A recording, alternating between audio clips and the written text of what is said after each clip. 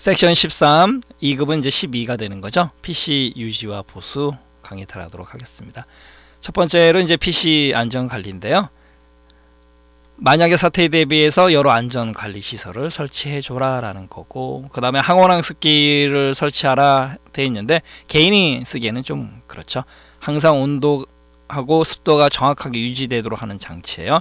이런 거 같은 경우는 보통 이제 메인 프레임 큰 컴퓨터들, 그런 컴퓨터들은 습도, 온도에 약하기 때문에 이런 걸 설치를 해야 된다라는 거죠. 적정한 온도를 유지하고 습도가 없도록 해야 된다라는 거고, 직사광선을 피하고, 당연히 사람도 뜨거워 죽겠는데 컴퓨터 뜨거운 데다 설치하실 분이 어디 계세요, 그죠? 그다음에 습기가 적은 평평한 곳에 설치한다. 당연히 평평한 곳에 설치하잖아요. 컴퓨터 서 있지도 못하는데요, 그죠? 벽면에서 30cm 이상 떨어진 곳에 설치하라라는 거고, 당연히 통풍이 잘 되고 먼지 발생이 적은 곳에 설치하라. 이거는요 아무것도 아닌 것 같은데 되게 중요합니다. 사무실 같은 경우는 보통 책상 밑에다 이제 본체를 설치를 많이 하거든요. 그럼 이게 1년, 2년 알게 모르게 쓰다 보면요, 그 안에 컴퓨터 안에 먼지가 엄청 많이 쌓입니다. 그 팬 같은데 먼지가 아주 그냥 이렇게 엄청 많아요.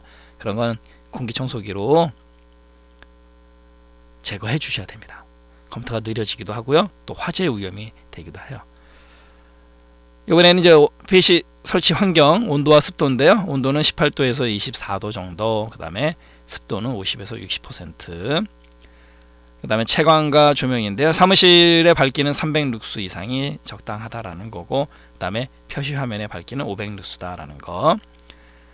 이번에는 이제 PC를 안정적으로 운영하기 위한 장치인데요. 현실적으로 이제 PC가 아니고 이제 큰 컴퓨터들 생각하시면 돼요.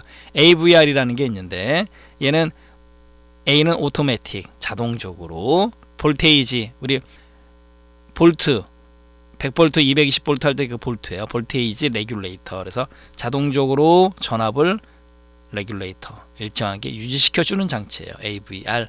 그래서 자동 전압 조절기라고 합니다. 전압을 유지시켜 주는 장치. 이번에는 UPS인데요. UPS는 조금 알고 가세요. 얘는 uninterruptible, 우리 interrupt 배웠잖아요. 그러니까 uninterruptible, 예기치 않은 일이 발생했을 때 파워는 여기서 힘이 아니고 전기예요. 그 다음에 supply, 공급해준다. 그 S예요. 그래서 uninterruptible power supply 약자인데, 문제가 생겼을 때, 정전이 생겼을 때 전기를 공급해주는 장치예요. 그래서 무정전 전원 공급 장치라고 합니다. UPS는 조금 알아두시고요. 병원 같은 데서는 UPS 필수적인 장비죠. 우리 개인도 개인 그 PC를 사용하시는 분 중에서도 정말 정전이 되면 안 되는 그런 작업을 하시는 경우에는 UPS 설치하셔야 되겠죠.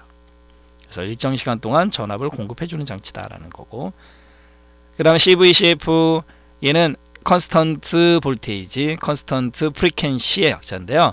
일정 시간 동안 일정하게 전압을 유지시켜주고, 볼테이지, 컨스턴트 프리퀀시, 주파수예요. 그래서 정전압, 정주파 장치, 이렇게 번역을 하는 겁니다. 그래서 출력의 전압, 주파수를 일정하게 유지시켜주는 장치가 바로 CVCF고, 그 다음에 서지 보호기, 서지 프로텍트. 이 서지라는 용어가 뭐냐면 전기가 갑자기 왕창 흐르는 현상이에요. 그래서 전압이 급격히 변해서 대량의 전류가 흐르는 현상을 서지라고 그러는데, 요거를 막는 장치가 바로 서지 프로텍트예요. 서지 보호기. 그 다음에 항온 항습 장치는 방금 전에 말씀드렸고요. 온도와 습도를 유지시켜주는 장치.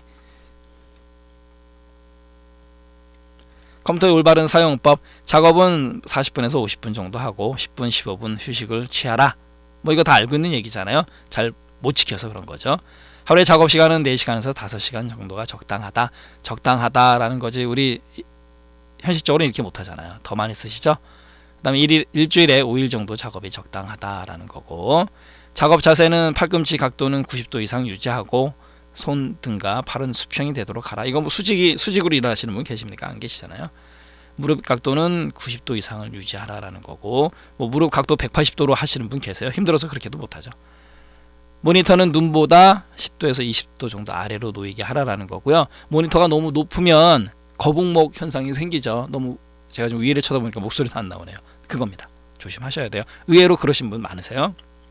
자기가 쓰는 모니터를 보는 그 컴퓨터 작업 그 자세를 좀 한번 되돌아 보셔야 돼요. 맞나 틀리나. 그 다음 눈을 보호하는 보안경을 설치해줘라. 요즘은 이제 보안경 개념은 별로 없죠. 예전에 CRT 모니터일 때는 있었죠. 원고 받침대는 모니터 오른쪽에 50cm 이상 떼어놓고 모니터와 같은 위치에 설치하라. 뭐 이거는 뭐 요즘 많은 장치들이 많죠. 도구들이.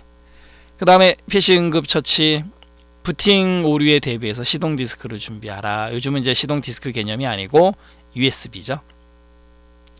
그 다음에 하드웨어 설치에 필요한 각종 구동 드라이버 파일을 보관해줘라 라는 건데, 이거 같은 경우는 윈도우즈 10이 대부분이 웬만한 그 플러그 앤 플레이 PNP가 지원되기 때문에 웬만하면 필요 없지만 그래도 필요한 경우에는 해놔라 이거죠.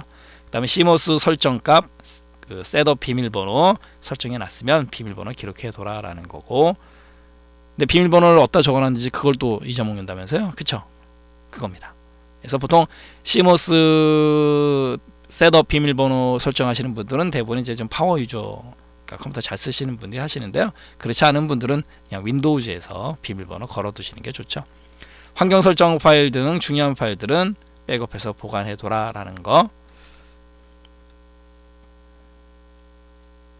이번에는 이제 증상에 따른 해결 방법인데, 부팅 속도가 느려졌다라는 거는 바이러스에 의한 경우는 백신 프로그램으로 바이러스를 치료해줘라. 우리 백신 프로그램의 중요성, 중요한 시기죠. 그 다음에 디스크 부트 페일리어, 그러니까 부팅이 안 됐다는 얘기예요. 실패했다라는 뜻입니다. 페일리어라는 거. 그래서 디스크에 시스템 파일을 복구해줘라 라는 거고, 오류 메시지 표시, 이건 CMOS 셋업 설정 다시 해주는 거고, 그 다음에 CMOS 내용이 자주 지워진다 그러면 이제 배터리 문제일 수도 있어요. 그래서 배터리를 교환하거나 컴퓨터를 켜서 재충전해줘라 라는 거고, 컴퓨터에도 배터리가 있습니다. 그 다음에 HDD 컨트롤러 페일리어, 하드디스크 드라이브예요. 이건 대부분 이제 케이블 문제예요. 연결된 케이블을 확인해줘라 라는 거고, 그 다음에 하드디스크 속도가 느려졌어요. 이럴 때는 이제 우리가 윈도우즈에서의 PC 관리에서 배워요. 드라이브 조각 모음 및 최적화를 수행하라 라는 거죠. 컴퓨터를 오래 쓰다 보면 하드디스크에 조각이 나거든요. 그걸 분산된 파일 이렇게 표현했는데 그 조각을 다시 모아주는 거예요. 그래서 연속 공간으로 재배열해 준다. 그게 디스크 조각 모음 및 최적화인데 하드디스크 속도 저하에 따른 방법이에요.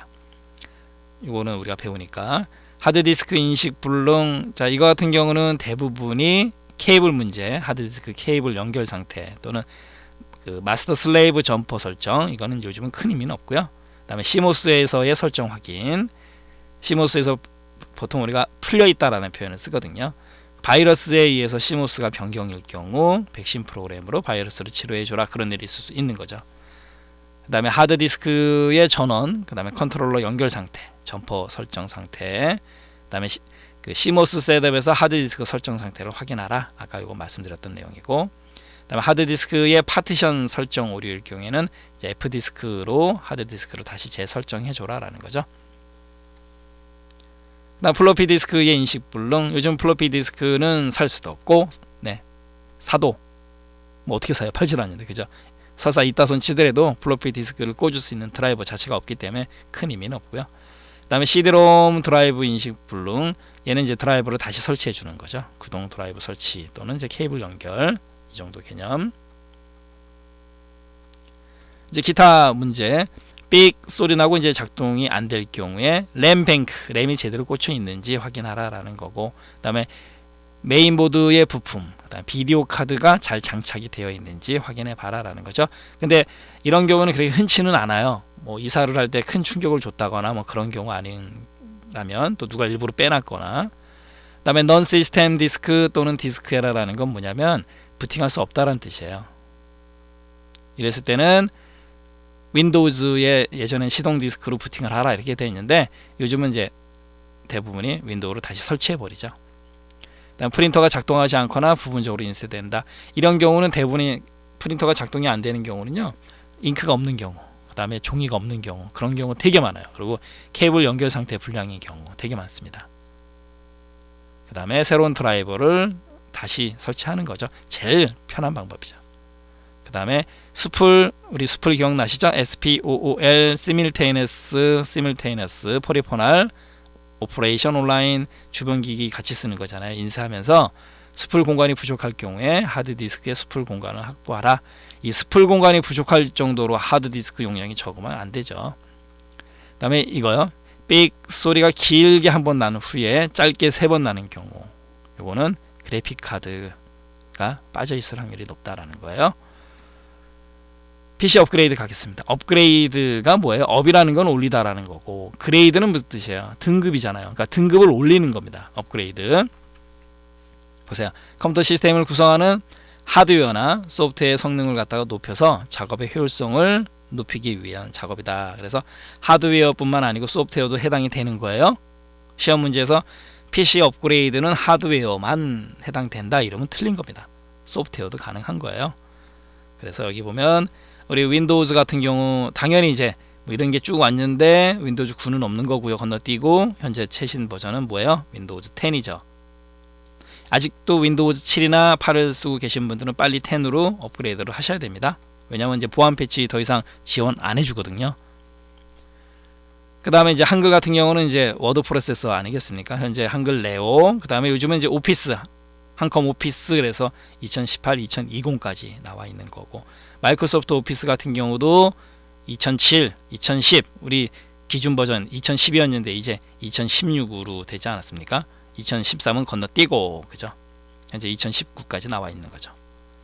이게 바로 소프트웨어 업그레이드예요. 이번엔 마지막으로 하드웨어 업그레이드 가겠습니다. 각종 하드웨어 장치를 교체하거나 새로 추가하는 건데요. 이제 이런 경우는 대부분이 CPU 업그레이드, CPU 자체를 업그레이드 쓰실 정도로 파워 유저다. 대단하신 거죠. 그런데 중요한 건 뭐냐면요. 교체하고 싶어도요. 메인보드가 호환이 안 돼요. 그런 경우가 대부분입니다. CPU를 업그레이드, 컴퓨터 시스템 성능을 개선하기 위한 가장 확실한 방법이죠. 근데 메인보드, 칩셋 이런 것들이 지원이 돼야 된다는 거죠. 여기 보세요.